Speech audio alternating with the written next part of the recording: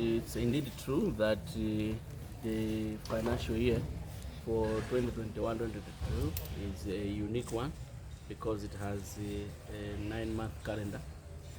But the Malawi Revenue Authority is optimistic that come at the end of March, we should be able to meet the target. We are optimistic because we have put various strategies to achieve the target. The first one is the block management system. This is a system where we are registering all the taxpayers that are doing their trade within a block, which are geographically demarcated. And in the block, we will intend to educate the taxpayers and assist them so that they comply. We are aware that there are so many taxpayers that are not complying because either they don't know the law or they're afraid of being part of the tax system. So through the block management system, we will engage them, educate them, and bring them into the tax net. The second strategy that we are going to implement and make sure that we reach the target is the tax stamp. We are aware that there is an influx of smuggled alcoholic beverages and other products. So with the tax stamp, we will be able to monitor how many goods have come into the country, and out of that, how much taxes we have collected with regards to excise tax. So we'll make sure that each bottle of water, each bottle of beer, each bottle of whiskey has a stamp. And it will be a very unique stamp that we'll be able to recognize. And each and every product that does not have the stamp will be considered as a smuggled product and will be destroyed. So we believe that through this exercise, we are going to bring in the much needed revenue that we are not collecting before. So we believe that the tax stamp is going to increase the excise tax that we are collecting. And finally, we have the Sonko Online, and this is a robust system that is bringing in and integrating various components of the taxpayer. So it will now provide a bird's eye view of a taxpayer. There are some taxpayers that are receiving income from one or two or more taxpayers, but they're not declaring this to MRA, and we do not have perhaps a mechanism to detect that. But within Sonko Online, then we will be able to track down each and every payment, where it has gone, and whether that particular taxpayer was received the income has declared it to the Malawi Revenue Authority. But also with Sonko Online, we'll be able to make compliance checks a little bit more easier because on 25 people do pay VAT, but with Sonko Online, we'll be able to know by the click of a button how many taxpayers have paid their VAT, and those that have not paid will now be able to reach out to them to encourage them to pay the taxes. Currently, it's very difficult for us to know the 10,000 plus taxpayers as to who has paid or who has not paid. So the Sonko Online is not only simplifying the processes of the taxpayers paying their taxes, but is also enabling us to be able to follow the enforcement much more robustly. Okay, amongst the new tax measures that government has just introduced, one that has excited a lot of Malawians is the duty-free week, since it will be a first in Malawi. How are you going to handle to ensure that you control traffic during the period? We have set up a team that is working on this day and night, making sure that the operationalize of the duty-free week should go smoothly. We do recognize that during this week there will be an influx of businesses and indeed Malawians trying to access the duty-free privileges. As you are aware, it will only apply to those that will bring goods not more than $3,000. If you bring more than $3,000, you have to pay taxes. So we have put a team that is looking at making sure that the internet is robust, making sure that the officers on the ground they are enough to cater for such kind of influx. We're also strategizing to know which borders is most likely to have more traffic, so that we are able to apportion the human resource to the right border and provide the services. And we, as Malawi Revenue Authority, by the time the government announces the week, we will be more than ready to support this initiative. Are there any projections of the loss that is expected during that week that the government will lose? Yeah, obviously we expect maybe 3-4 billion that will be lost through the duty-free exercise. But as I presented, that as a country, we are collecting more to do with domestic taxes. We are collecting more taxes within the country than taxes that are coming outside the country. So the objective of government is to make sure that we spur the business environment. We provide a conducive environment to the business so that they're able to bring in goods. When they're able to bring in goods duty-free like this, then they will be able to gain profit. And through that, we should be able now to tax that particular profit. So you would see that it's one way you are giving away the duties, but in another way we are saying we want you to earn more profit. And the more profit you earn, the more taxes you pay as domestic taxes. So it's a balancing act. But at the same time, it will also ensure that we now have a register of how many people are doing business. Because right now, people are doing business, but we might not be aware. But through the duty-free week, we will now know that A is doing business, B is doing business, and C is doing business. And at the end of the year, we'll say, okay, A, you brought this through the duty-free week, but I haven't seen you declaring your income. So it's a way of broadening the tax net, but also bringing in more people into the payment culture of Malawi. Ngoti fotokozera kuti chaka chinocho chaka cha chuma chikhala chachifupi mwina mwayika ndondomeko zotani kuti mukwaniritse kutolera ndalama mlingo umene boma akuyikirani? Ndizoonadi kuti chaka cha boma chaka chinocho ndichofupikirapo kuyembekeza zaka zina zonse, chifukwa chakachi chikuyamba mu July muno koma chizatha mu March motha mu June. Chifukwa choti ndi chaka chimene boma likusintha, ndi chaka cha boma chiziyambirano mu April kumatha mu March. Pa chifukwa chimenechi ifenso ngati MRA tikuona kuti udindo wotolera msonkho tili nawo ndipo ndi wovutirapo pang'ono tikayerekeza ndi zaka zinazi, koma takonzekera kuti tikwaniritse target mlingo umene boma latipasa kuti titolere. Tili ndi njira zingapo zimene tazikhazikitsa zimene tikuziona kuti tikazitsatira bwino andithu zitithandiza kuti titolere msonkho moyenera. Njira yoyamba ndi block management system.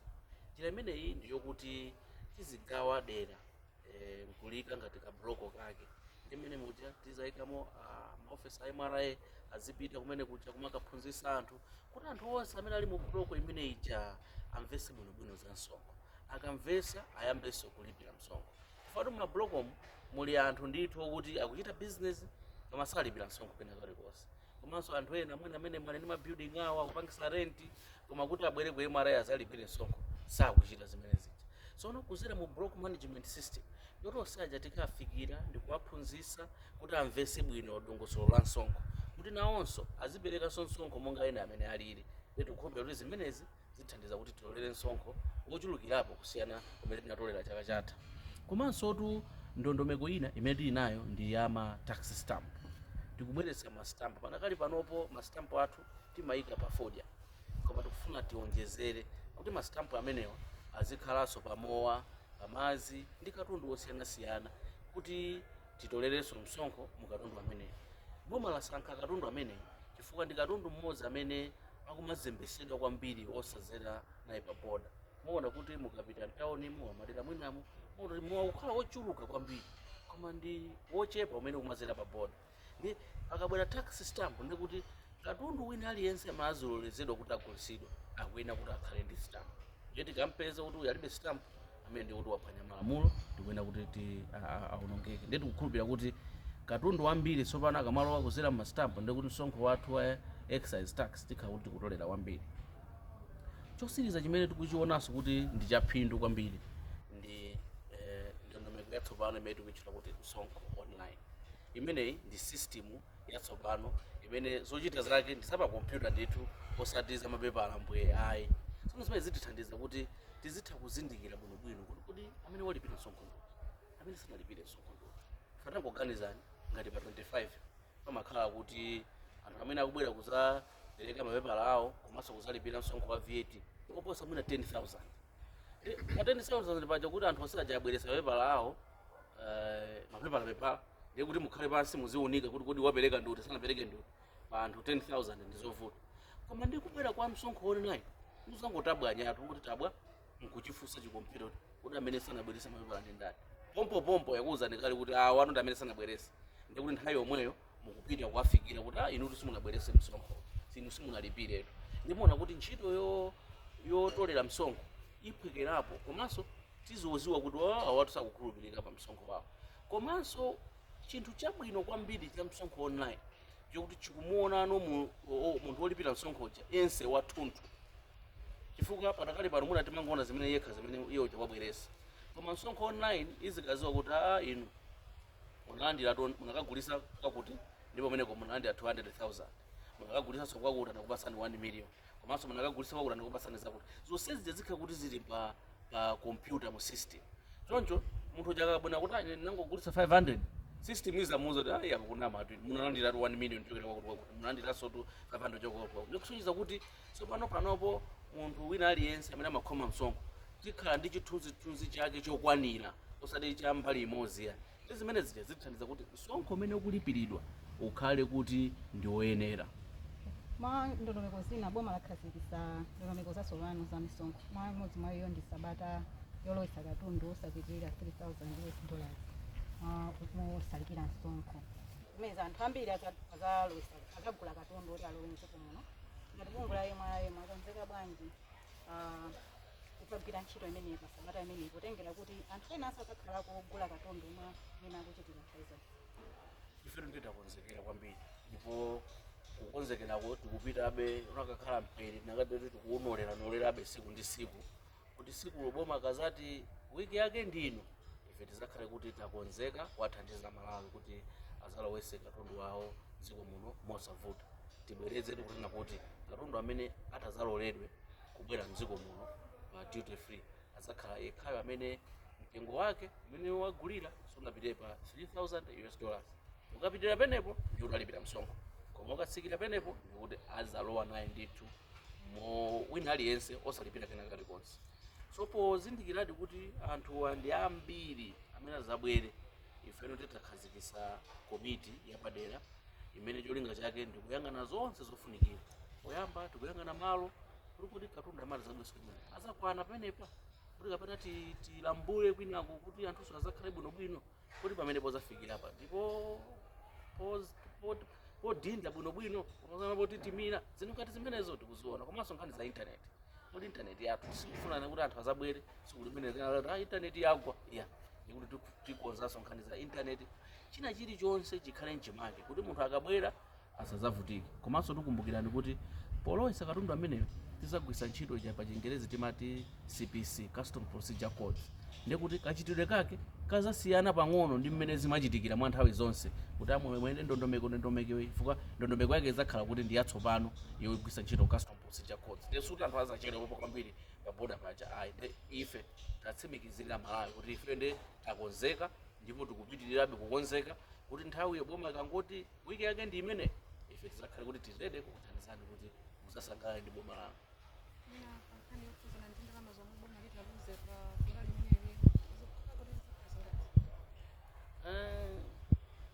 Tikuyembekeza kuti mwina 2-3 mwina 4 billion ndi ndalama zimene tingakhale kuti anthu sanalipire ife kuti abweretse katundu waulere.